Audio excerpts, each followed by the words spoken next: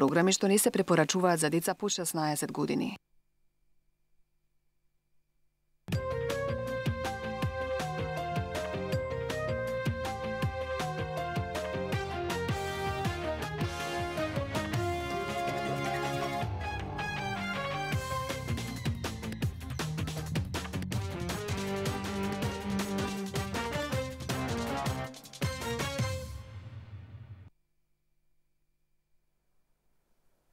Драги мои, добро вечер и добре дојавте во уште едно издание. Јаде Бурек на Сител 3 телевизија.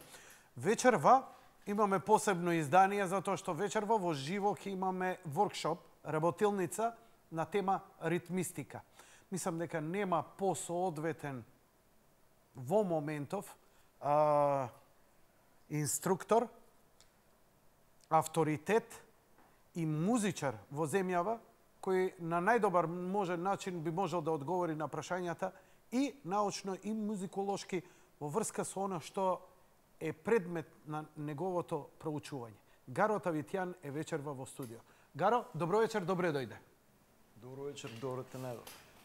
Се сеќаваш пред 10 години ваква емисија направивме, но затоа што многу несериозни периоди сме имали јас и ти во животот, таа емисија остана неснимена и јас, еве, после 10 години, иако не беше моја вина, морам да ти се извинам, бидејќи ти направи нешто историски, навистина беше неверојатно тоа искуство, но ја морам да се извинам заради непрофесионалноста, неажурноста и аморфноста интелектуална на одредени телевизии кога ова го правевме, срамот е мој. Но имаме шанса вечерва да го направиме истото, поточно со еден апгрейд повеќе. Гаро, ти си син на еден од најголемите бубњари во Македонија. Беше тука гостин, човек со едно минато страшно, мислам, неверојатно, ја мислам уште 10 емисии да правам со него, има што да излезе, толкав е неговиот пат. Но неверојатно е што обично такви силни родители не произведуваат, тенисерот не произведува врвен тенисер, фудбалерот не произведува врвен фудбалер. Вие го кршите тоа правило. Мислам дека ти дојде веќе на степен Сакаш да кажеш дека си подобар и од татко ти. Нека не ми се лути сениор. Мислам, знаеш што е таа споредба многу честа, але се работи за тотално два различни пристапи, стилови, тој различен сет, друг тон, друга техника и е благодарно да се спореди, онака, мислам. Он тоа што го свири, ја не би можел да го повторам, а и обратно. Да? А како се преклопувавте кога свиревте заедно? Како го наоѓавте оној заеднички ритам? А тоа е точно. Два различни стила сте, два различни пристапа, ама само за извежбано уво. Ние обичните не бе виртуози се и двајцата, што е проблемот? Па ритмиката е тоа што не врзва, нели, ако имаме некоја зададена композиција, форма, да речеме, импровизација, дали се наоѓаме во ситуација кај што треба да имаме дуел, па секој со свој вокабулар. Мислам дека се тие моменти што може да те спојат и зближат со различниот од тебе, нели, комуникација. И ова е јазик на некој начин. Сите овие инструменти и сето тоа е зборење низ ноти, низ удари, низ хармонии, мелодии. Така да кој колку знае како чувствува, така му одговара на другиот кога соработува или кога свириме заедно. Али ритамот е дефинитивно нешто заразно и нешто кое што не движи, има своја пулсација, еден основен двигател на секоја песна, на воопшто на животот. Мислам, ја бар така се заразив со бубњеви кога бев мал, видов сет и тоа беше поинтересно од флипери. Добро. И само гледаш вака, седиш на бубањ и прошла неколку сати и ти не можеш да престанеш. И тоа е, сушност, почнува како хоби. Не, ништо сериозно. Иако конзумира доста време од животот и посветување, ал го негуваш како една љубов, страст, пасија. И понекогаш во животот знае да стане преокупација понатака, нели го викаат професија и така натака. Ал мислам дека треба да е една страст пред се. А тоа страста не се контролира. Апсолутно. А страста, знаеш дека значи страдање. Кејф, мерак, не знам. Да, ама значи страдање. Страст значи страдање. Да. Ти без ова не можеш. Значи Апсолутно. би страдал. Ова е твојата дрога, ти си Па навлечен. да. Ја еве на пример 15 години творам, или клавиатурист и продуцент сум и композитор, ал сето тоа ми е секундарно. Имам ја некако основна база во животот и не можем еден ден без да седнам на инструментот да отсвирам нешто или да повежбам. И така, мислам, тоа не го правам заради публика или заради концертите или заради престиж или слава и популарност, ништо. Тоа е мојата медитација. Така почнав, најверојатно и така ќе завршам. Значи тоа е едно моје ќошево, едно моје каче во животот. Ме интересира.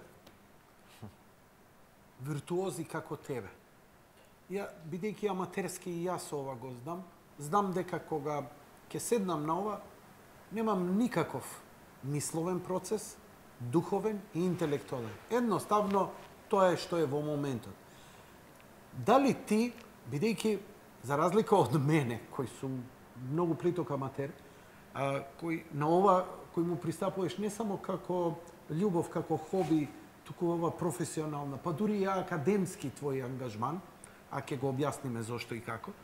Кажи ми интересира, онака интимно, ова не е прашање за интервју, нити за камера, ама сега дојде да те праша. Што ти е у глава? Дали си фатил некоја мисла? Тоа мислам. Качување на план, не знам. Многу интересно, луѓето што не се занимаваат со музика, им делува многу мистично тоа што тоа ние правиме. Всушност, има степ бај степ метод со кој можеш ти дури визуелно да си ја прикажеш музиката во глава, а тоа се тие партитури и ноти. Тоа се фрагменти, тоа се цели фрази, тоа се ритмички концепции кои што ги имаш на одреден начин зацртано во главата и ги само ги повикуваш во одреден момент како еден файл.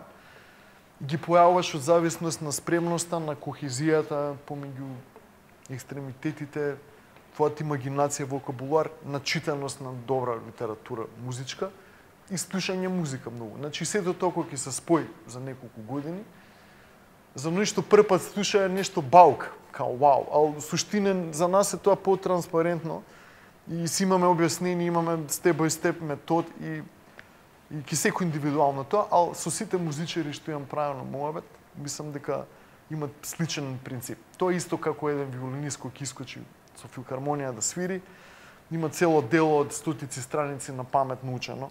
И тоа се ноти во неговата глава, тоа е звук, тоа е динамика. Така да ние се бавиме со тоа, исто како глумците што памтат текстови. И режисерот кога снима филмови. Да.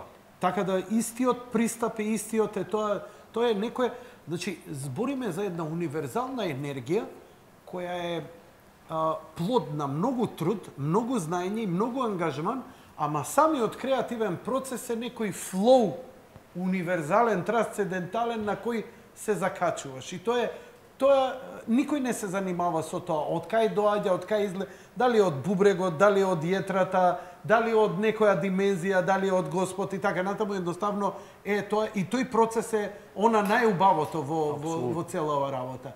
Без оглед дали се занимава со музика, дали се занимава со уметност, со филм, ваква или онаква, или одгледување семејство на крајот на криштата. Но Интересно. Ми интересира, јас, знаеш како, бидејќи сега сакам да ги прашањата ја ги имам во глава, ама веќе ги парафразирам. Ритамот. Како ретко кој го имаш проучено ритамот и се сеќавам кога разговаравме, говоревме, ти со 4 раце свиреше различни непарни ритмови кои на момент, на прв удар зазвучува како какафонија, а во суштина синхронизирано и тоа беше просто вжашувачки. Јас знам дека ќе го повториш тоа. Но ме интересира една работа, чисто академски. Вие сте стари скопјани, како фамилија. Вие сте луѓе кои имате некое далечно потекло од една прекрасна, чудесна, волшебна, магична земја. Но сепак, носејќи го и тоа во вашиот ген, вие и свиревте таму и го познавате тоа, успеавте да го примите генот на непарниот ритам, што е, мислам, еден од ретките ритмови кои воопшто во светов некаде се употребува во музика како традиционална музика да постои. Македонскиот непарен ритам. Ме интересира едно твое интелектуално академско размислување, бидејќи знаеме дека непарниот ритам доаѓа и од јазикот, бидејќи сам рече, и ова е јазик, изразување, а нашиот јазик е третиот слог од позади, што значи е непарен. Нашите слогови се непарни, па така и музиката. Но ме интересира, бидејќи често пати ние се водиме од срцето, а срцето е там-там. Нели? И тоа е многу препознатлив ритам. Како овој непарен ритам функционира до такво совршенство? Многу е поинтересно што ки нас во нашата земја тој непарен ритам е основен ритам кој што звучи убаво на сечи уво на луѓето до ова поднебје. Да речеме, у многу традиционални песни имаш 11 осмини, 7, 9, 13 осмини, а луѓето не се ни свесни, не ги бројат тие осмини. Едноставно тоа е за нив песна. Да, фино вино црвено. И тоа е 11 осмини, например. И сега некој човек обичен да му каже, изброи 11 осмини, ки ти рече, не знам, ја не сум музичар. А сите песни знаат да ги пее во неправилен ритам. Тоа е она магично во Македонија. А во странство треба да ги учат, тие да ги бројат, да наоѓаат принципи, методи, да научат ноти, па да знаат кога да завртат на почетокот за да направат целина. А ние тоа го имаме природно во оваа земја и тоа е заради тоа секој еден инструменталист му лежи на срце да свири етно музика, фолк, народно, да ги разработува ритмите, да ги изнесува надвор, затоа што тоа е својствено за овде. А како дошло до тоа? Вистина не знам. А затоа што е дар. Другите традиции, неколку имаат во светот што имаат неправилни ритми, и тоа не како кај нас. И другите немаат, другите фолклори немаат. Во Бразил нема, во афрокубански земји тоа се други ритми, во Америка е друго, во Србија е друго. Значи, единствено со Бугарија сме слични и на цела планета сме некако уникатни по тоа. Јазикот. Но, джезот, бидејќи ти си пред се джез музичар и со твојата фамилија, со брат ти, со Диран особено, наназад издадовте безбројни изданија, концерти и така натаму и така натаму. И успеавте да правите една фузија помеѓу фолклорот, етносот, од кој никогаш не бегавте, нити се срамевте, а од друга страна експериментиравте со такви джез форми и ме интересира колку джезот може да биде компатибилен. Джезот, предпоставувам, нема основа дали е како, не знам, некој музички правец кој е прав ритам и вака или така. Затоа джезот ли е погоден да биде транскрипција на наш мелос? Ме интересира джезот и македонскиот мелос и джез ритам. како концепција е пристап на нештата кои што дозволува да се менуваат хармонии, ритмички форми, да се надоградуваат, да се прават импровизации, вешто да се осмислат нови структури и форми. Можеби тоа е најблизо како тул, како средство за работа на кој било правец и стил на музика, кој што ги шири видиците на изведувачот и музичарот. И тоа е тул кој, ако го користите, да речеме, можете многу убаво да се снајдете во секој можен стил. И така да мислам дека мене најпогоден ми беше за разработка на овие комплексни ритми да се послужам со веќе тој јазик, бидејќи тој дозволува не монотоно повторување на одредени ритми и хармонии. Да речеме, ако имате една композиција што е хаос или нешто, или тука си има форма која што мора да биде запазена и ритмот да биде статичен, да се менува мелодијата и хармонијата. И сега во нашите неправилни ритмови греот е да го свириш битот и грувот во луп. Кога има толку различни патерни со синкопи, толку различити седумосмински ритми, за да се спојат сите во една целина, одеднашка, мора да се изџезира, значи пристапот да биде импровизаторски или малце проширен од основна форма. Джез музиката е таа која што дозволува да се прошират тие видици, значи како форма. Бидејќи си настапувал и си имал колаборации со врвни, дури и твои идоли, джез музичари, како они реагираат на овие ритмови кои ќе им почнеш и кои ќе ги презентираме овие работи? Како они го перцепираат, ете како табула раза, а врвни професионалци кои добро го познаваат јазикот? Па, да ти кажем искрено, увек сакаат да уловат некоја фраза, бидејќи некој пристап. Значи, они знаат да бројат до 7, нели? 7 осмини по целиот свет има. Да не дое до забуна, нека ние имаме ексклузивно право на 7 осмини во смисла на тоа дека американците бројат 7 осмини 1, 2, 3, 4, 5, 6, 7, 1, 2, 3, 4, 5, 6, 7, 1, 2, 3, 4, 5, 6, 7. И сега тоа е за нив 7 осмини. Е сега што разликата од нашиот пристап? Акцентските целости пагаат на времења на каде што они ни во сон не би ги акцентираат. Така. Каде што во нивната музика, америчката традиција воопшто не нема таков правец, каде што такви акценти во една песна би се истакнале или би нашла некакво место. Тоа ќе нас се случува во народните песни, така? Во таа наша богата традиција. И фактички они немаат тапан, а тапанот е клучен за нашите неправилни ритми. Така. Сушност Она контрата, така, малото. Целата тајна е во тоа. Значи, тие акценти се осмислени на тој инструмент првенствено. Сега ова е модерен сетап кој што не доаѓа од наши простори, доаѓа нели од западњачката култура. И сега ние што сме помодерни изведувачи, пробуваме да тој пристап на тапанот, ја дури тапан учев, имам и тапан дома, за да ги сватам тие акцентски целости и тие ритмови, како треба да звучат, првенствено пред да се направи транскрипција на модерен сет, за да се најде некој приближен звук и пристап. Да речеме, не е исто кога ќе се удри вака чисто тоа што свират сите на запад. Да речеме, они свират многу чисто. Или тој 7-осмински ритм. Тоа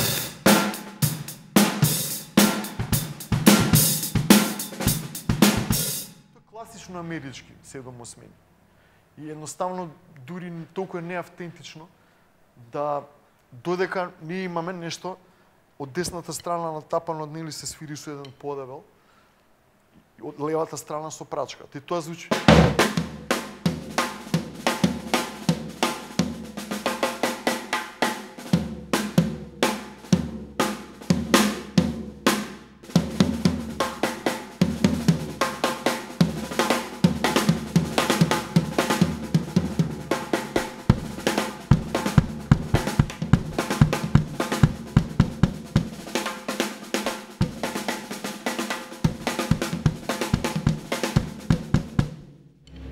Звуци, овие, што ги свириме од дивица, се симулација всушност на ударот од тапанот со прачката. И тоа не е удар во средина каде што има пун сочен тон, бидејќи исто тоа ако го отсвирам, например, има таа драж, додека се отсвири овака.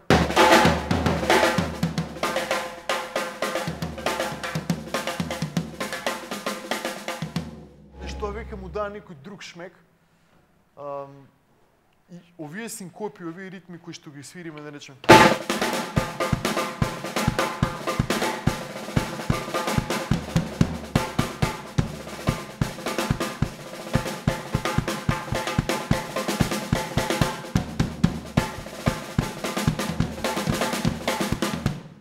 Воопшто во западњачкиот вокабулар и во стручната литература не постојат такви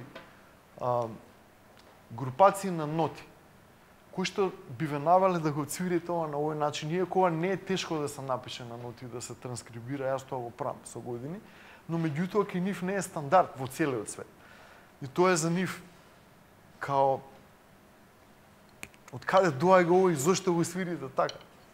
И тоа повлекува прашање каде се употребува, па онда го отвараат во таа ризница на песни, па тука се надодава кавал, па зурла и ред сите инструменти што доаѓаат акустични македонски, тогаш им добива смисла целата приказна. И на крај доаѓа кај тебе и го носиме на галичка свадба. Така е.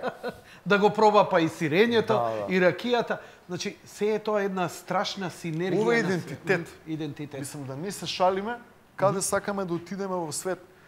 Може би да се сомневаат во не знам кој аспект од нашата земја во врска со идентитетот, но само ова да вакви работи кои се свират, бидејќи ги нема на друго место во светот, автоматски тоа е многу транспарентен доказ за идентитет. Значи, ова не е со зборови, можеби не е литература, книжевност, можеби не е некое археолошко нешто што може да се најде ископирано на некоја, но како звук и како концепција на ноти има идентитет и тоа патува во светот и патува низ генерации и би требало некако и сериозно да се уште посериозно да се третира, бидејќи тие што се разбираат во фолклор знаат дека и како тоа е на некој начин, ја избегавам да го споминам зборот бренд, но знак на препознавање. Еве, например, ја имав среќа да се запознам со еден од моите идоли, светски бубњари, Дейв Векла се вика. И јас имам еден проект каде што разработувам македонски ритми и импровизации. И јас бев во Норвешка со таа цел, со него кореспондирав преку имейл и го запознав во живо. И разговаравме и му го дадов CD-то. И подоцна ми прати имейл, а он никој не го знаел, го кажам првпат. И за неколку години подоцна издаде албум. И во сред една од композициите ја слушам оваа фраза.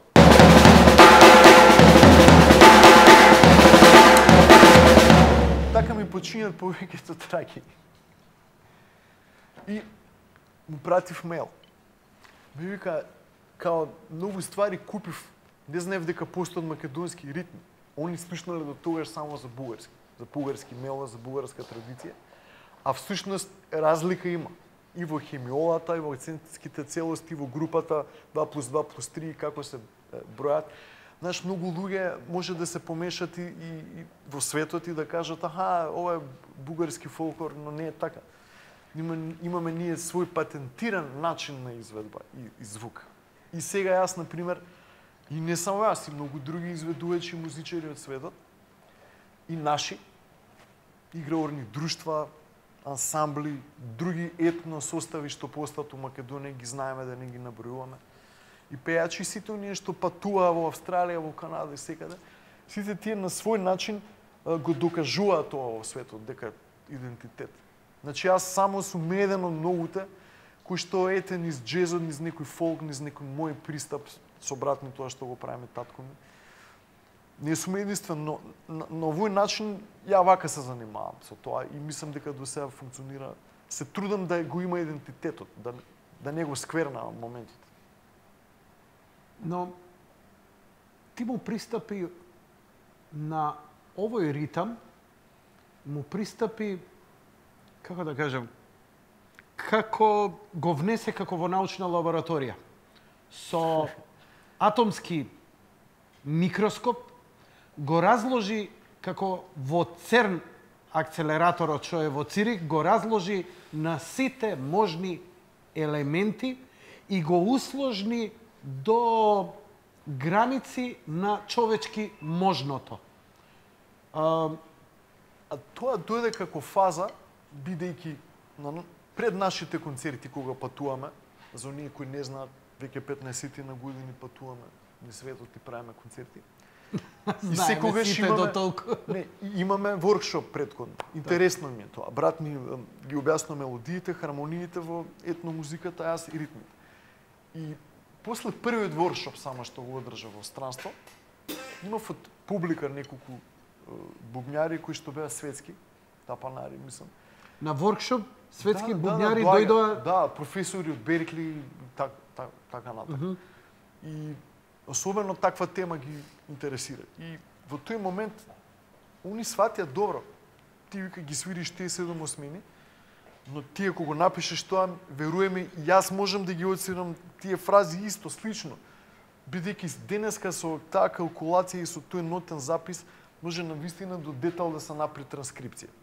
Затоа е предизвик таа стручност и наука и образование. Значи све ова што го свирам може да се напише и многу приближно да го отсвири секој. Може би не со таа душа, но ќе звучи. Значи за американец, црнец, кој да е, кинез, јапонец.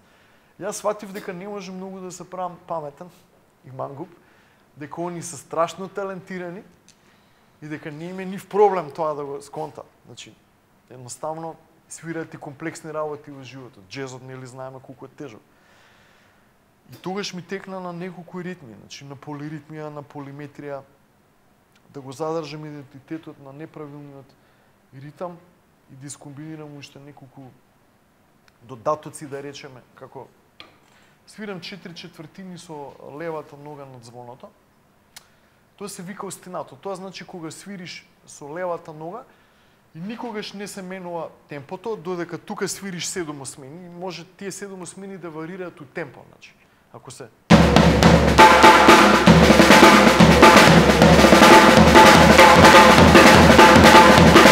а тука лево на ногата цело време да иде.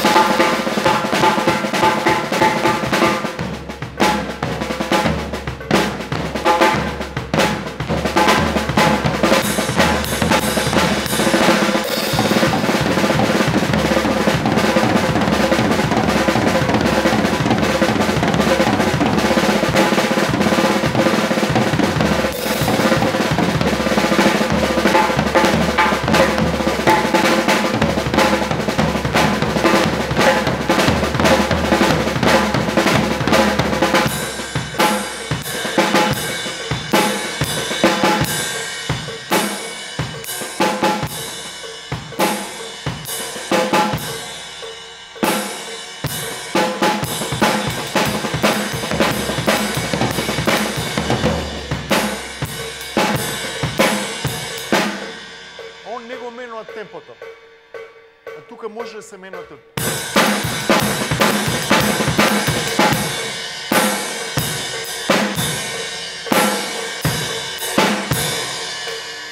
И цело време оди 3/4. Но на неистренирано уво, ова му звучи како една добра джезерска, она импровизација бубњарска, но во суштина има голема математика овдека. Па тешки дропки се 7 овде. осмини, 11 осмини скомбинирав. И тоа е тоа што твоите колеги го приметуваат, а ретко им се појавува како потреба. Ти не го правиш само така, ти имаш добра подлога од каде се во ова го вадиш. Апсолутно. Значи, ги бројам патерните и при тоа се трудам да не е еден низ патерн, туку да речеме да биде повторно 11 осмини, но во различна верзија. И цело време појавам нови верзии, но се трудам да го запазам модерниот пристап и оној што е карактеристичен. Бидејќи сепак тапаните не звучат толку етно и фолк. Тоа е помодерен звук. И затоа мора малце се симулира со некои одредени удари кои што можеби малце ќе потсекаат на тапан, но не целосно. Чисто малце како нијанса да се појави. Нели за оригинал, како што треба да се свири тоа, треба да се земат тие етно перкусивни инструменти. Значи тоа е најавтентично. Но бидејќи ова е сет кој што се користи во целиот свет, во модерната продукција, веќе 100 години во џез музиката и во и класична и се што е рок и фјужн. Затоа пробуваме за овој инструмент кој што е широко прифатен во свет, некако тука да го протнеме тој сегмент да можат и другите од светот да го позајмат. Како што ние позајмуваме, да речеме, јас се живо свирам латин музика.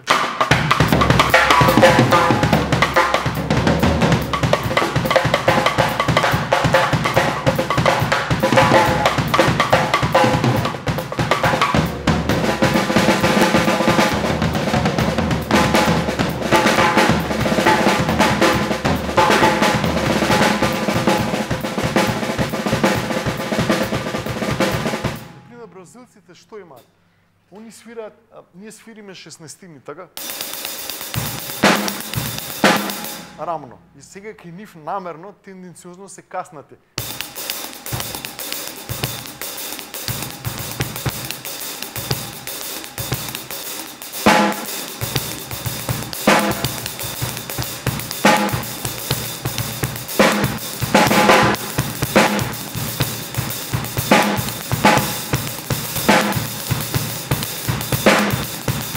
Има тие фори што не може да се напишат точно.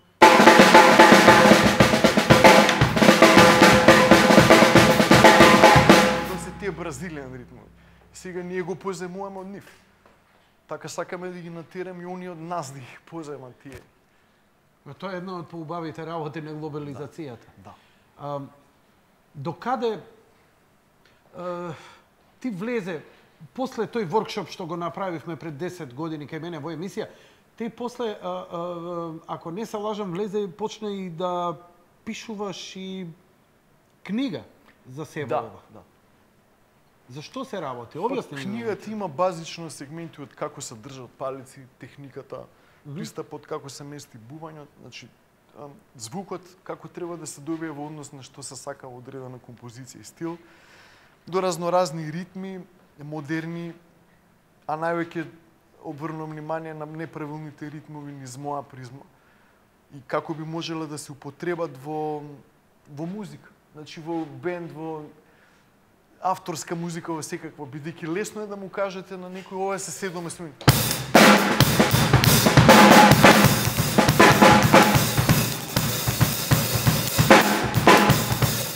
Но треба и малце да се работи на тоа каде и колку може да се дозира, какви би биле тие пристапи, прелази, динамички. Бидејќи динамиката, тоа што е кај еден сликар, нијанси на бој, тоа е во кај тапанар, бумјар, динамиката. Значи, мора да се ваја со динамика. Една фраза многу различно звучи од зависност на динамика. Значи, не исто се свири. Да речем, истата таа да биде...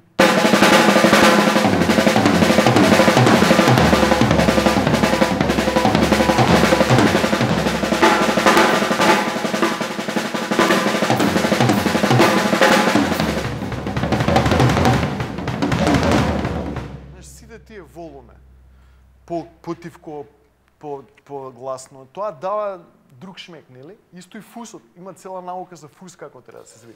Наш фусот не се свири, мислам, многу луѓе ако го свират така, не е проблем. Така е. Тоа е стварно вкус. А у принцип, ово е дел од палицата. Значи, дава сосема друг звук, додека врвот дава сосема трет звук. И комбинација на двата, секој прв удар би требало да е акцентиран, а секој втор со врвот.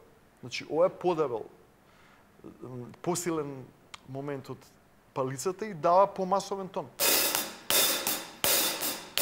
За да не звучи како роботски, нели?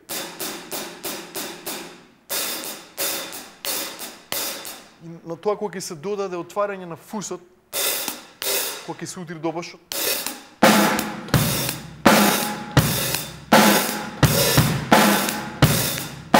звучи по-масно, нели? Отколку да биде само...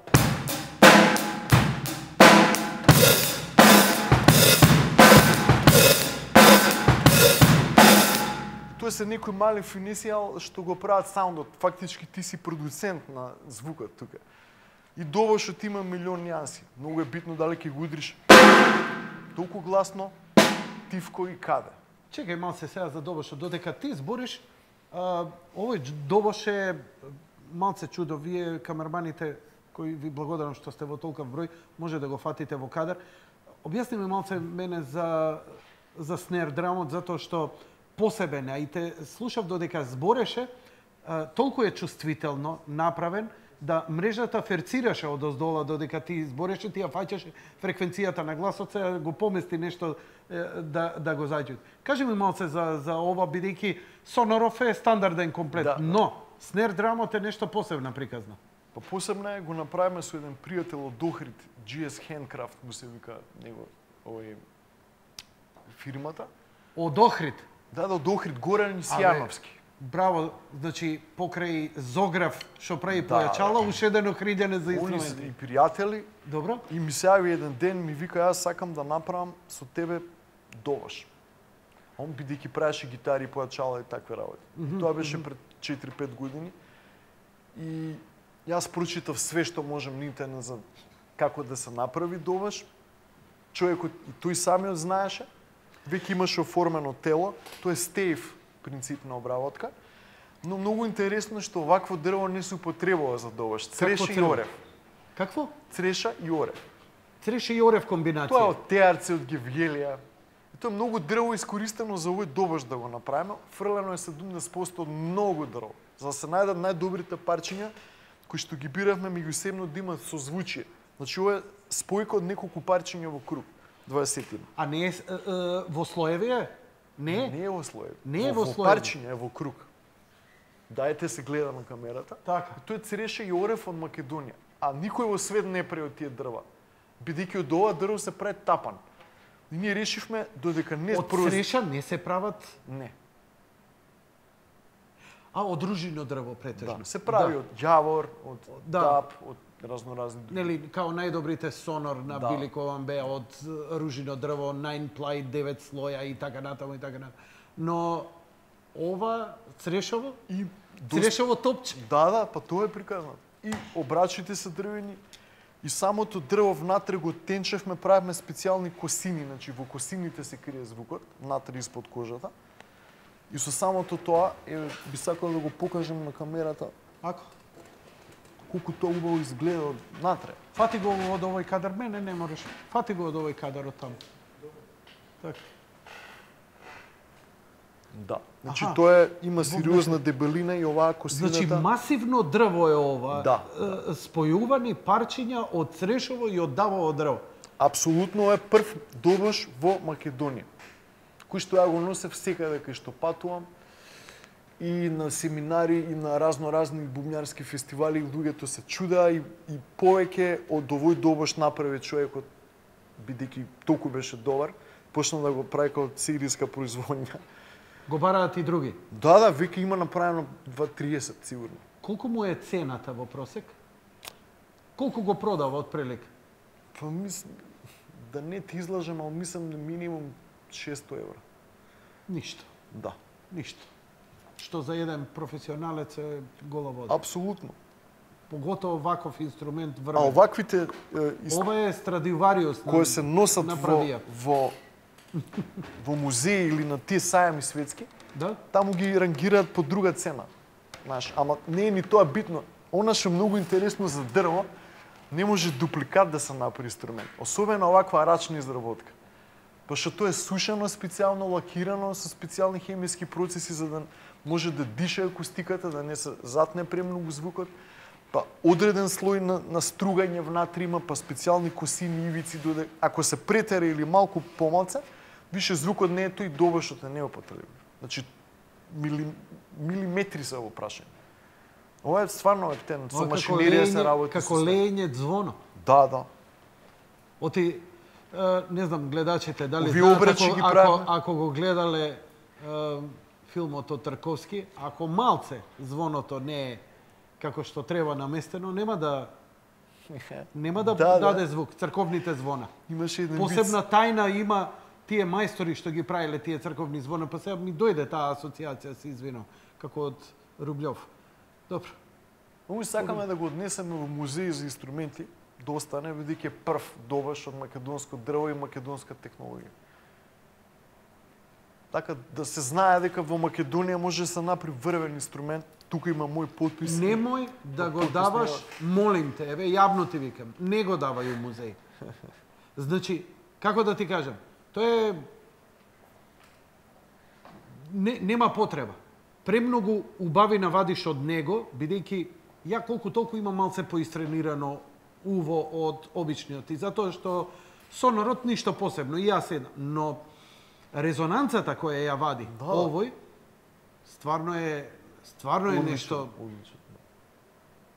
Во светот многу се ценат хендмейд инструменти. Тоа е кога ќе најдат некој добар мајстор, фабриките понатака прават серијска производња за целиот свет. Знаеш што е добро за ова? Ја што би ти препорачал, се извиним. Нема проблем. Воркшопов го расипавме малку. Со моје убацке. Ама однеси го некаде да извадат добар семпл од него. Ти текнуе и да постои еден како freeware семпл на овој добош, звук, signature by Garo Tavitjan, unique, made in Macedonија, Охрид, и да го имаме тој семпл, нека се даде тој удар, па ќе го користиме и во техно, и дисџоке, и секој оној што малце знае, па и нека го... Само не го давај у музеј. Утре ќе имаш деца, некој треба да лупа, но... Не, у музеј, тоа значи му е завршена работата. Ова ќе трае уште... Му треба ли некој посебно одржување? Па многу се битни температури, го чувам, пошто имам многу сетови и добаш у студио. Како ферцира додека збориш фан. Да, има резонанса. Го чувам во торба. Сега специјално за оваа емисија го извадив. Фала ти многу. Ма нема што. Мислам, ова не е мој добаш, што е добаш на Македонија и стварно мислам, можеби обични луѓе не им значи ништо ова, ал за историјата на производство на инструменти генерално во светот е битно. Дека ние влеговме во тоа и сме на листата на светски производители и без проблем можеме да одговориме на такво барање. Ја се обидувам очајно да го донесам сопственикот на Зограф, кој прави лампаши појачала, со фантастичен дизајн и прекрасен звук, да ги донесам во емисија, па ако ништо друго, малце се тешки тие произведувачи, е уште еден гениалец се разбрав. Па да, јас дечкото кој го правеше довошот, GS Handcraft, едва го донесов на едно интервју. Воопшто не сега да се експонираат, имат работилница и 24/7 работа. Значи има многу инструменти. А кај го донесе? Во еден весник во Нова Македонија имав интервју. Така. А камо ли да го ставиме овдека пред камера? Да, тој ќе треба со ланци да ги влечеме. Многу е студиозен, многу е професионален, значи буквално. Ама треба ние ја разбирам и му ја почитувам, они се исто креативци како и ти што си во својата рачна изработка, но моја должност е да направам се што е можно ова да го промовирам што повеќе и да охрабриме луѓе, бидејќи на овој начин, со овој воркшоп, охрабруваме многу повеќе луѓе да се занимаваат со музика. А ти кажа една голема реченица, преку ова, проучувајќи го и нашиот ритам, ти го проучуваш нашиот јазик, тоа е твојот идентитет и тука кажа многу јака реченица. Но, пред да продолжиме со воркшопот, ја ќе замолам режијата да направиме една кратка пауза, а потоа ме интересираат во твојата книга, бидејќи учиш безик, но ме интересира ти до каде стигна со полиметријата, полиритмијата, се извинувам. Кои се, бидејќи ја мислам дека ги помести границите тогаш, еве 10 години после, не знам до каде е целава работа. Но веднаш по рекламите. Важи? Добро. Одиме.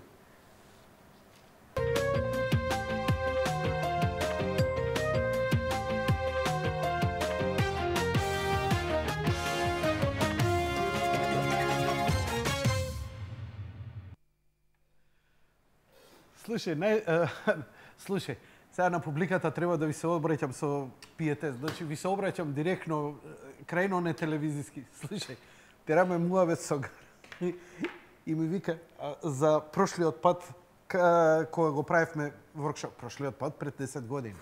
Не, сега, вчера беше, нема везе. И ми вика, му се јавил некој другар.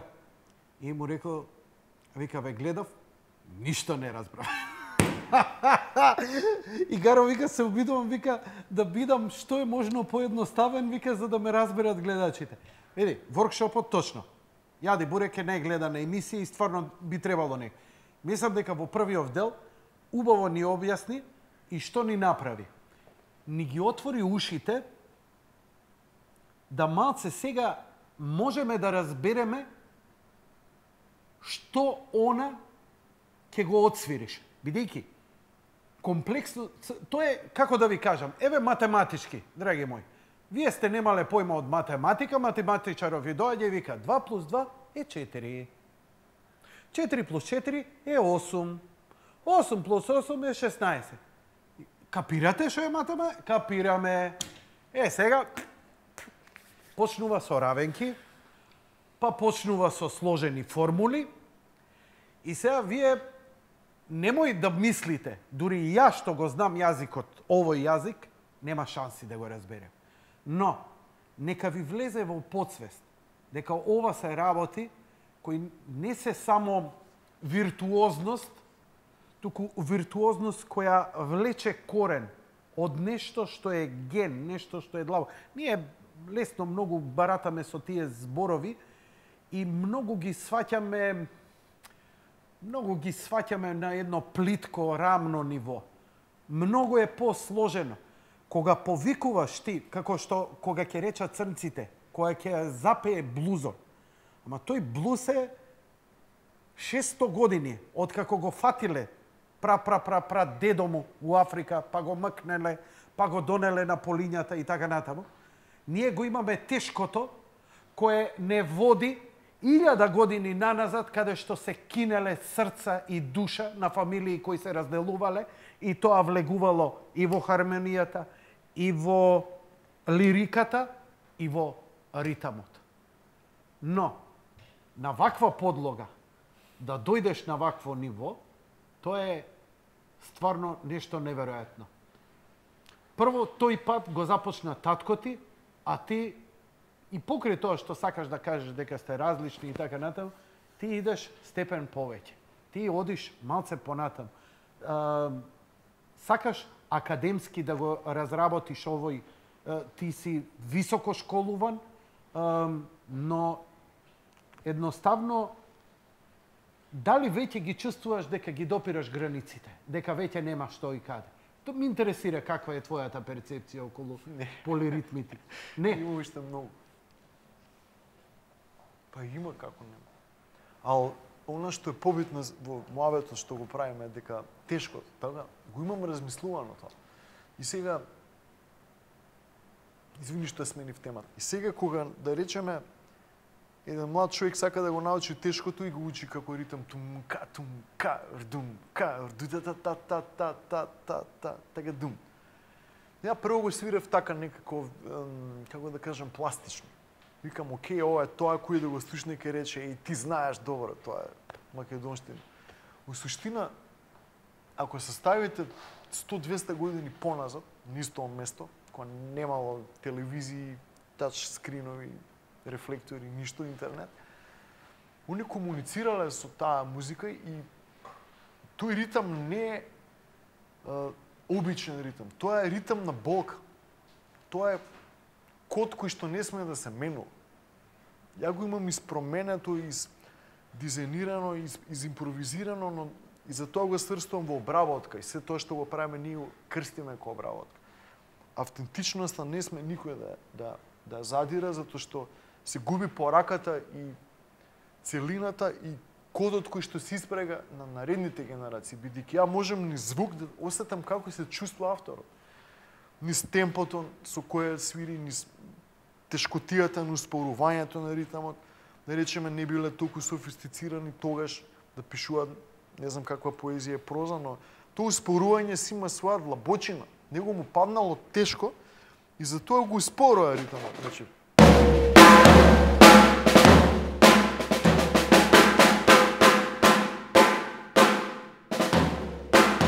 тој како ќе издишеш еден тежок здив, знаеш, мачи нешто.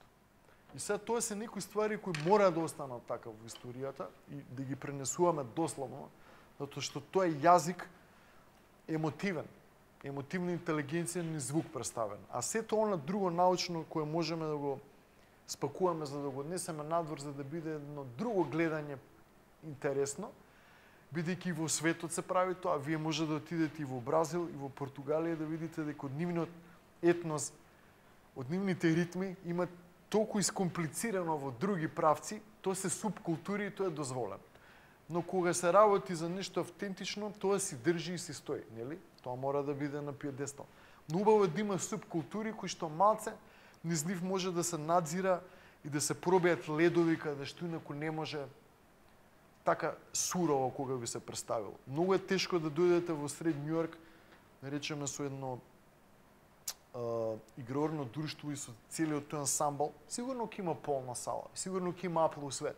Но многу црнци кои што се фанкери, сол и джезери, бидејќи сум бил таму долго време и знам, не можат одма на душа да го залепат тоа. Они знаат колку е тешко да се оцвири, знаат дека тешко за броење, виртуозно, маестрално, но не посакуваат да го оцвири повторно.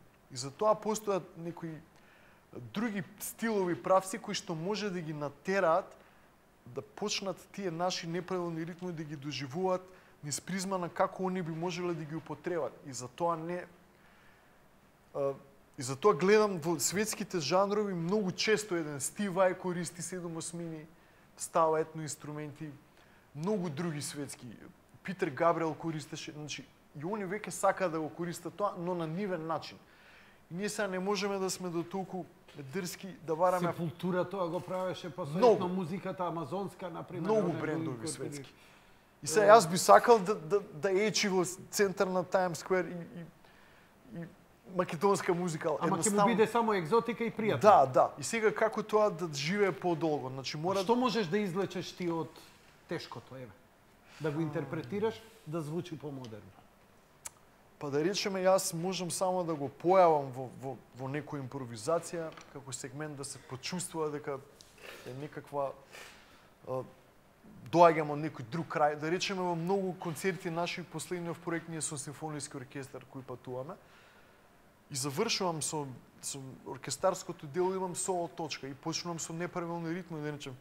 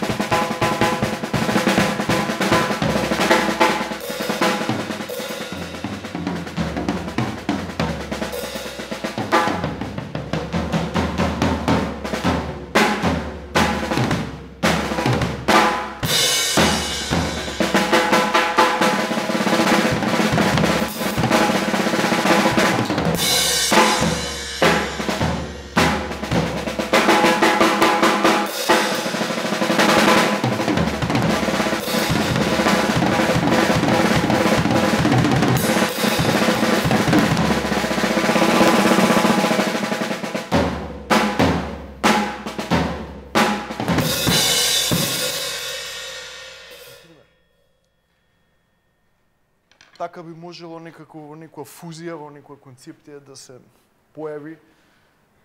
И тоа сигурно не звучи на ништо што е веќе отсвирено во светот.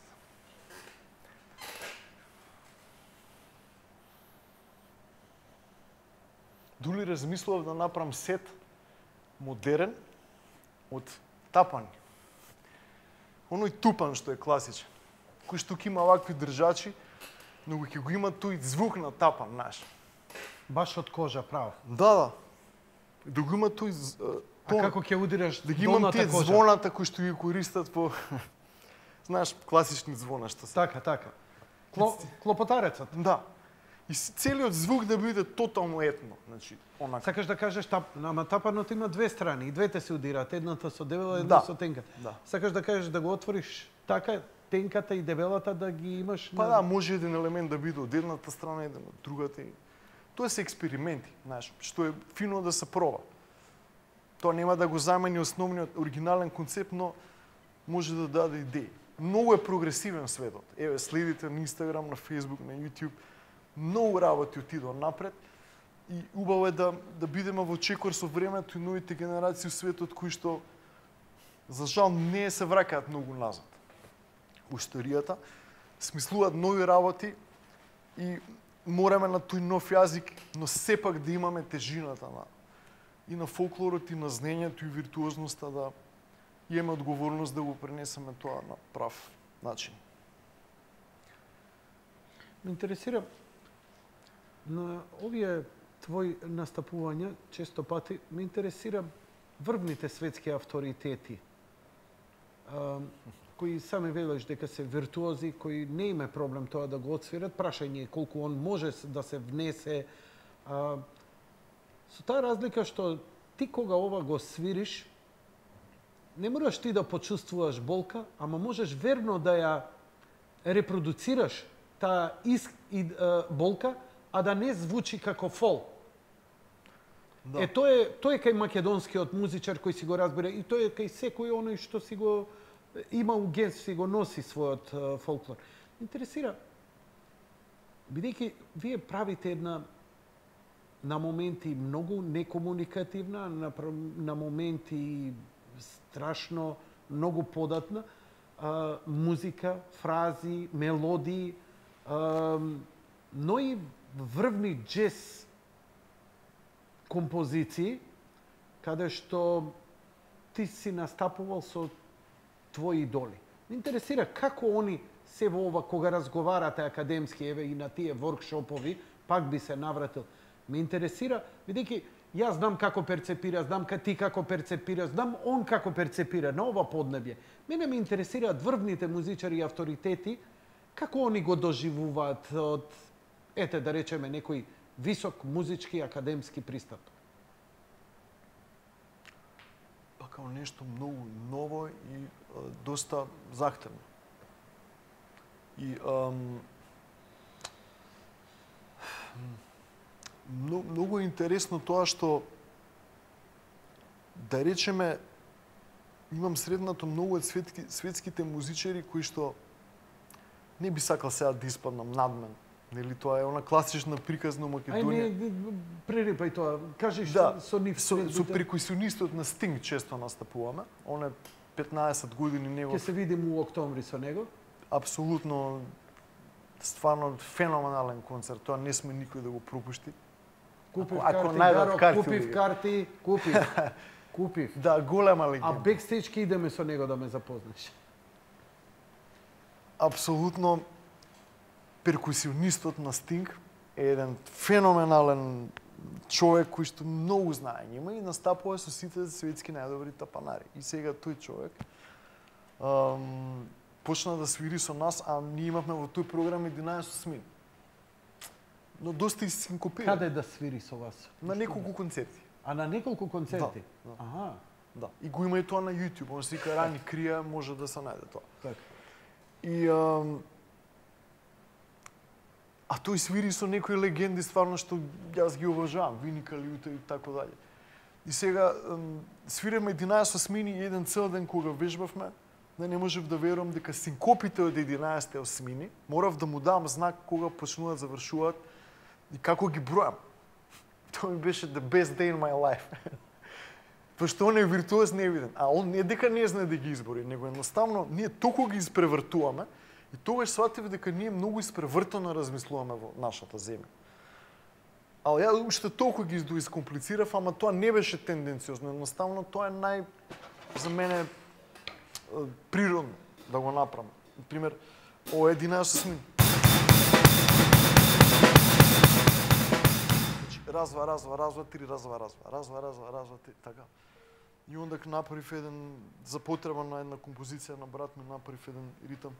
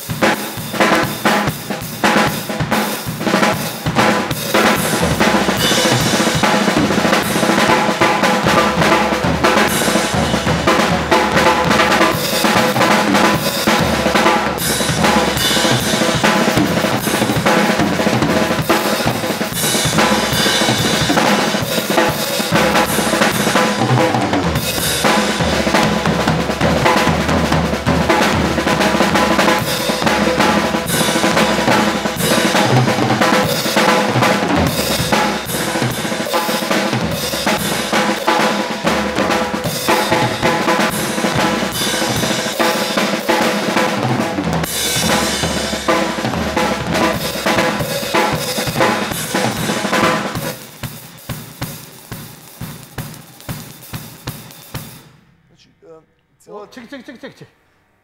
Пошто ништо не разбрав. Ова не е импровизација, ова е ритм во песна. Да, кој што не се повторува, но цело време е 11 смени. Кај е штекерот за струјата, да угасне ми да кажеме снемало струја и да заврши емисија. Си идеме дома. Така.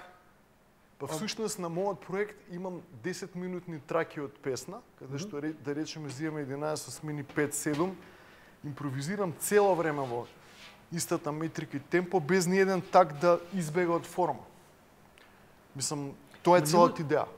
Вака кога го слушам, ја не можам да му го фатам ритмот, освен дека на делови, на моменти, освен дека звучи како некоја импровизација. Не можам патерн да му фатам. Ти не дозволуваш луп, ти неќеш да влезеш у луп, викаш, како рече Преска, има толку убави работи, вика, и толку може, вика, да се усложни сето тоа, вика, нема потреба у лупови да се влегуе да поедноставување на работата. И ти ја искомплицируваш максимално. Но ова може да функционира на композиција која е ајмо руке горе. Да. И ти да возиш така закуни се љубави. Не е толку комплицирано како што изгледа. Ама звучи комплицирано. Ја не знам. Мене ми е тешко да го разберам. Пак велам. И затоа другар ти фино ти рекол, која не гледал, ништо не разбрал. Но, нели, сега застануваме, малце сме поискусни и јас и ти, и кажуваме дека ова функционира во песна. И само потребно е малце увото да се ослободи од чеканите што секој дневно ги добиваме инстант како музика. Ама тоа не е лошо, види. Ја многу добро го користам тоа. Ја пуштам една хаос трака, што иначе јас ја правам. И тоа е као клик. И знаеш колку можеш да држи кликот и да ги бегаш времињата. Да одиш 16 понапред, поназад, 8. Тоа е страшно добро. Значи, чујам некоја комерцијална трака, тоа ми е супер развежно. Мислам, сега не знам колку може да се чуе кликот, може да дае само вака, да речеме, манца. Сакаш јас да го држам? Па ако може ти, дојде да го држиш. Ајде, дај ми го на рака. Па на мојот микрофон нека се фати. Еве, може да го удариш со палица. Така подобро ќе звучи. Да, и сега ќе видиш како ќе ги бегам времињата. Значи, што е идејата со тој клик, зашто е толку добар четвртински клик?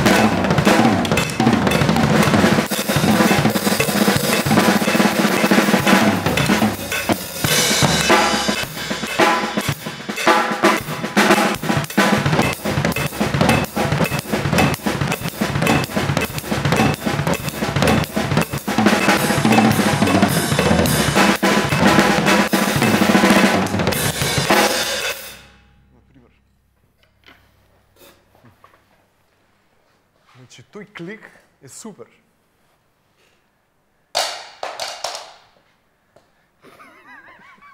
Джеймс Браун така правеше, микрофонот ќе оди. Крај, веќе нема повеќе. Не, мислев ке треба ја да водам понатака. Дали ќе отсвириш нешто за гледачи? Не. Знаеш кога ќе отсвирам? Ќе отсвирам, ја некогаш свирев, не вежбав доволно, ама сега имам време да си посветам. Имаш добар грув, Преска, те слушав на прва. И ќе се чудам зашто ме викаш стално. И ќе дојдам кај тебе на часови. Сакам малку од малку техника. Ја немам таа, знаеш што е? Страшно е тоа бидејќи ја дури и сам кога пробувам таа координација на рацете ја немам. Ама претпоставувам дека сето тоа се вежба. Апсолутно. Значи 90% у целава работа е работа и работа и работа. Тие 10% што те прават различни Види, многу е просто. сите, е тој твој талент. Но 90% е работа. Еве ќе ти кажеме на вежба што ја вежбав првите 6 години, само таа вежба, ставав 1 саат на бување. Саат? Да, сарачен часовник. Добро. Да речеме ќе почнам у 4 и у 6. И тоа се давало строго рол, дупли удар. Со метроном.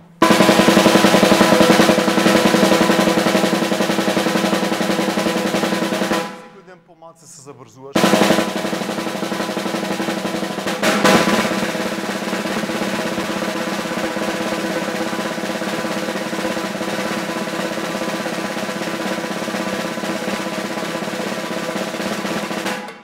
Значи 5-6 години, секој ден по 2 сати само ова беше. Само ова си го правев. 5-6 години. Види, значи очигледно не само што бара. Тоа е едноставно вежбање, да го сватиш, но time consuming бара време. бара време. Физички мускулите за да дојдат до Бара посветеност. техниката. Да. Ти се кажеш за тоа потрошено време? Не. Зошто? Затоа што си го имал поривот. Значи ако го има... моите кумши осекам се кајат. За шалам. Слушај, се сеќам како ти сигурно и не беше роден. Не, може, не знам. Кој годиште си? Гаро? 82-ра. 82. Сега пред некој ден 35 напол. Да си жив и здрав. Се сеќам доле пред зграда, Фала. кај татко ти кога слушавме, горе кулана, бубњевите, и тоа ечеше до камел доле. И се Гаро лупа. И ние уживаме. Сега можеш да замислиш па на комшиите како им било. Но, мислам, знаеш што? Ние супер кумши имавме. Пред студио. Знаеш зошто? Веќе имаме студио да. Ама знаеш зошто?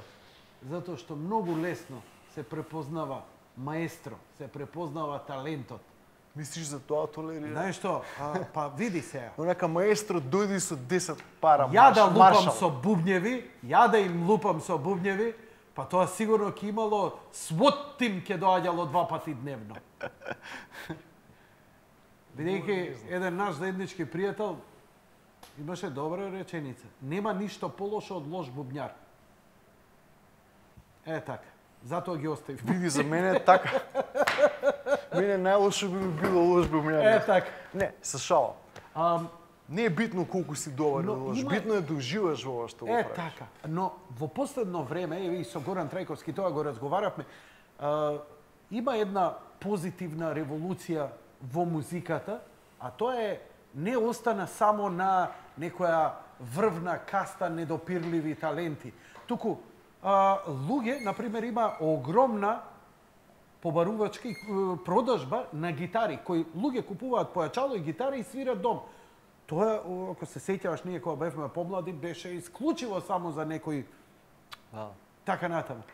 Еве исто, ја и ти разговаравме, за околу 300 евра може да се купи електричен бубањ. Значи сет, Што порано беше незамисливо. незамисливо, сет за смешни пари, слушалките и во 4 сабајле која ќе искризирам, бидејќи некој ќе вози велосипед, некој иде у Камник да пука со пиштоли, некој има потреба да седне и да отсвири нешто. Па да си ја пуштам од Rainbow мојата King on a Silver Mountain и да си ја отсвирам навечер, а никому да не му сметам. Бидејќи, нели, само електронски Мора се да ти слуша. кажеме на работа што се случува во... Ја доста бев по Европа и Америка и Азија, низ годиниве наназад. И влегуваш во музичка продавница. Ајде да занемариме школите и студија, професионални концерти и фестивали. Влегуваш во музички продавници, тоа се огромни мегастор, си бил, знаеш, и обавезно се сеќам во Америка одев еден месец бев еднаш таму, и одев често, беше успат, пошто бевме на Манхетен, на добра локација сместени, и влегувам во продавница. И еднаш купувавме некоја опрема и мислам дека се задржаме 4 сати. Имаше многу инструменти. И тука приметив дека доаѓаат црнци, зима слушалици, дозволено да свириш цел ден, значи никој не те брка. И си прави песна дечкото. Само не смееш Stairway to Heaven да ја свириш. Не, тој е од еден филм за Фраканција. Тоа беше строго забрането. Да. Не смееш Stairway to Heaven да се свириш. На Wayne's World, I'm not Wayne's worth World, it. I'm not worth it. Браво, одлично се сеќаш. 12 points. И дечкиве седат на Сајзер, програмираат песма, ја вади на USB и си оди дома. И така секој ден. И го прашам тој менеджер на продавницата што е. Викам, дозволено е, викам, да свират на нови Сајзер. Да, they come every day here, they make songs, you know.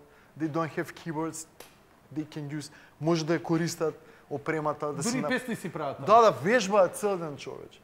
Значи, влегуваш у продавница, огромна тоа колку трговски центар, можеш да свириш, да снимаш, да што сакаш. Значи, збориш за инструментите денеска колку се ефтини, таму можеш да не ги купиш, веќе. Толку е open-minded светот и она. Има инструменти, само нека да се свири. Мислам, јас знаеш зашто апелирам. Јас свирам секој ден нон-стоп, иако сум влезен со нашата продукција во други води и со аранжирање, компонирање, тоа зима многу сати дневно у студио, а останав со инструмент нон-стоп, затоа што тоа е некој вид на медитација и знае да ги отрне мислите, знае да те научи да имаш дисциплина, да се посветиш без разлика на исходот. Секој еден човек што знае неколку сати во денот да се посвети на нешто, станува друг карактер, друга личност. И полесно му е да препознае друг човек кој што се посветува. Може да се најдат на таа таласна дужина дека жртвуваш нешто за нешто, а при тоа немаш пороци. Не пушиш, не пиеш, не конзумираш, не да Боже дрога. Склон си на спорт, бидејќи ова е толку захтевен инструмент, секој ден кога можам користам шанса за спорт и за пешачење. Значи, ништо не можеш да конзумираш за да бидеш музичар. Едноставно. А самото тоа ќе ти направи да живееш таков живот. Бидејќи не кеш да го жртвуваш тоа од тебе. Тој убав момент кога водиш љубов со инструментот 2-3 сата дневно. Тоа е добро секој да си го прави без разлика дали е професионалец. Еве на децата им упатувам. Наместо толку многу Инстаграм, Фейсбук и се да тоа игри, убаво е еден инструмент од хоби да се земе и развива една убава имагинација. Па стануваш фан на бендови, па ги следиш, па слушаш нови спотови. Ја искрено се надевам во 90-ти години, заедно со Горан Трајковски, Тихомир Спировски, со Горан Путица, во времето на 103-ка, тоа беше револуцијата на компјутерите и се појави еден огромен бран на нови музичари кои компонираа благодарејќи на компјутерите. И компјутерите пружија, отворија стварно една нова чакра на луѓе кои не можеа или не сакаа или да купуваат инструменти, да не. И мислевме дека тоа нешто ќе произнесе. Еве денеска секој има достап до многу појаки компјутери каде што било какви програми, но не се случи таа револуција. Повеќе еве се навраќа точно на аналогното, да има акустична гитара, да има електрична гитара. Бубањот е малце попроблематичен, ти знае да биде гласен, но тука е електричниот. Сето ова како нешто дел од живење, а не само како хоби, пополнување празно време или идење на риба, ова може да биде добар дел од животот и ако те повлече толку силно, ти можеш да ти биде животен повик и животот во нирвана да го поминеш. Бидејќи, знаеш како вика кинеската, ако она што го работиш, го сакаш и уживаш во тоа, тоа веќе не е ни работа. Точно. Ал види, ја не сум строг спрема компјутери, ги користам, ти беше во студио. Смеам да кажам, не потпишав ништо confidentiality. Еве да ви кажам, ексклузива. Денеска дојдов во студио да му помогнам на Гаро да го донесеме сетот во студио и ми рекоа они Дики, брат му, нека да ти пуштиме една ствар. И нешто заинсистираа, ама ја нешто многу на оваа врутина, па не ми се слуша джез варијации и така натаму, мислејќи. Не, вика, ќе го чуеш ова. И гледам, ретко запнуваат, обично се многу скромни, и ме седнаа онака, сид, слушај. Джен лекот ги одврнаа до даска. Дечки, такво едно техно, трансче, право, класично, како Мартин Гарикс сега, со еден вокал убав женски, И ја само се свртев и му реков Гаро Гарикс. Ке те викам на оваа ствар. Пријатно изненадување што, знаеш зашто? Ми е драго што се менуваш и што не си ригиден. Пред 10 години ми рече, беше во малце и некоја така меѓуфаза лична, и рече, ја би се убил ако морам една иста фраза да ја свирам повторно и повторно. А денеска ми рече, каква убавина најдов, вика, во 3 акорда да се во повторување на 3 акорда и во нивно развивање. Па да, тоа ми е еден нов проект со една црнкиња, пее и на англиски, тоа се 8 композиции готови. Како што виде, нема бубањ, све аранжман, продукција и друг колори, друг модерно. саунд. Да. Звучи. Ја веќе нели долго време правам песни. Повеќето и ги знаат луѓето, не сум сакал така да се стакнувам. Но наш мислам дека све доаѓа во свое време. Таа магија на лириксот, кога ќе слушнеш некои зборови во совршен спој со одредена хармонија и една харизма и магија, туку мене прва ме трогна тоа кога го правев.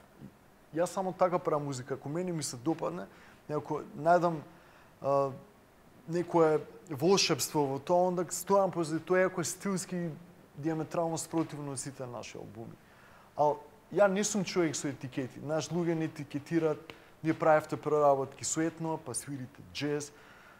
И некои што знаат дека во поп, тоа е поп критиката, сака фиоки да става. Ја немам потреба, мислам, ја немам идентитет таков, не им сакам да ова е многу жанровски одредено и голем одскок од тоа. А јас се радувам, бидејќи па ова е јазик што многу лесно го разбирам, поп музика, во која вие не сте задирале, да речеме поп музика, која, ако ви треба некоја асоциација, Мартин Гарикс.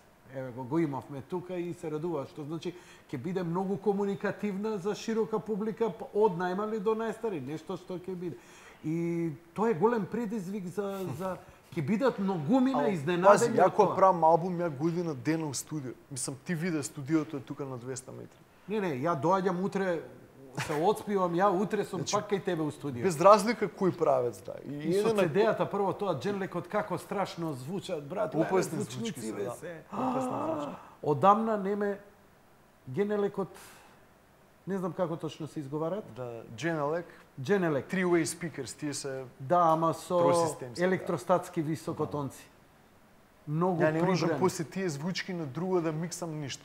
Неверојатно. Да, имам два пара уствари. Бидејќи многумина се, нели, се гордеја со таноито дека се не. Отидено е подалеку. Отидено е подалеку. Да. Отидено е многу подалеку. се прецизни, детални, да кога ќе отидеш во друго студио, тоа што си го работел, целата слика стои позади тоа, може ја виде Sony миксетата digital. Таа не ја видов. Да, немавме многу време. Майкл Джексон, Питер Гебрел е користат, тоа е the best digital аналог. А што ќе правиме вечерва? Ајде да завршиме емисијава и да идеме кај тебе во студио. Може со се камери да отидеме таму. Што ќе ни се камери? Имаме мобилни, ќе правиме лайв стрим на Facebook. Можеме да продолжиме. За крај.